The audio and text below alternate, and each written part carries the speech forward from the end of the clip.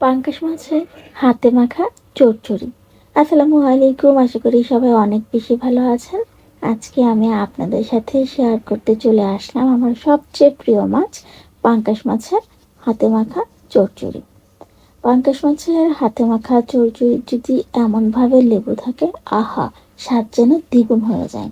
শুরুতে আমি প্যানে মাঝারি সাইজের দুটি পেঁয়াজকে কুচি করে নিয়েছি। তার সাথে অ্যাড করে দিচ্ছি 1 চামচ আদা বাটা, অ্যাড করে দিচ্ছি 2 চামচ সরিষা বাটা,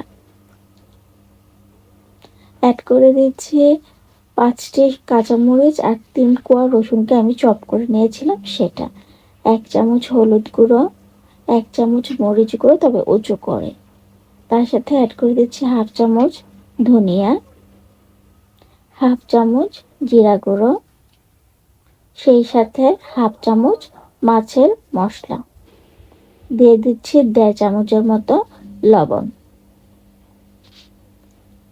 এবার আমি এখানে অ্যাড করছি সয়াবিন তেল। আমি প্রায় 2 টেবিল চামচের মতো সয়াবিন তেল দিয়েছি এবং 2 টেবিল চামচের মতো সরিষার তেল দিয়েছি। এবার হাতের সাহায্যে সম্পূর্ণ মশলাটাকে খুব ভালোভাবে মিশিয়ে নেব।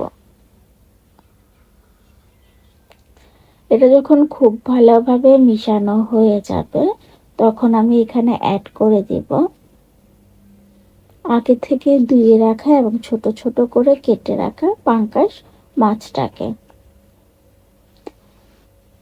এবার আমি সম্পূর্ণটা ভালোভাবে মিশিয়ে নেব। পাঙ্গাস মাছটাকে আমি ছোট ছোট করে কেটে লবণ এবং গরম পানিতে হালকা একটু ধুয়ে নিয়েছি, যেন কোনো রকম স্মেল না হয়। এবার আমি এখানে 1 মগ পানি দিয়ে দিচ্ছি। পানি দিয়ে এটাকে খুব ভালোভাবে মিশিয়ে দিচ্ছি। এই পানিতেই সম্পূর্ণ রান্নাটা শেষ হয়ে যাবে এবং মাছগুলো খুব ভালোভাবে সিদ্ধ হয়ে যাবে। এবার ঢাকনা দিয়ে ঢেকে দিলাম। চুলায় বসিয়ে দিচ্ছি। চুলার আঁচটাকে শুরুতে আমি হাই হিট করে রেখেছিলাম। এবার আমি চুলার আঁচটাকে মিডিয়ামে নিয়ে গেছি। দেখতেই পাচ্ছেন পানিটা অনেকটাই টেনে গেছে। আমি একটু আলতো হাতে নাড়িয়ে চাড়িয়ে দিচ্ছি। মাছগুলো যেহেতু অনেক বেশি ছোট, যদি এটাকে আমি জুড়ে নাড়াচাড়া দিই তাহলে সম্পূর্ণ মাছটাই ভেঙে যাবে। এবার ঢাকনা দিয়ে ঢেকে দিচ্ছি।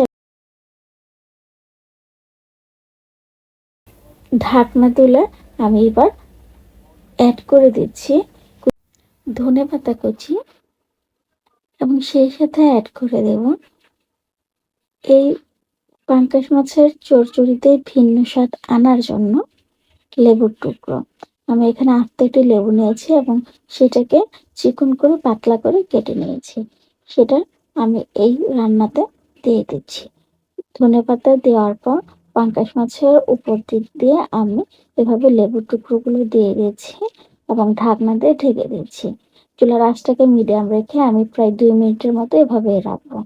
এই তো রান্না করা হয়ে গেল আমার মজাদার হাতে মাখার পাঙ্গাস মাছের চচ্চড়ি। আপনারা কে কে বাসায় এভাবে পাঙ্গাস মাছের চচ্চড়িটা ট্রাই করেন, অবশ্যই কিন্তু কমেন্ট করে জানাবেন। আর যদি এই ভিডিও দেখে ট্রাই করে থাকেন, অবশ্যই কমেন্ট করবেন কিন্তু। সবাই অনেক বেশি ভালো থাকবেন। আল্লাহ হাফেজ।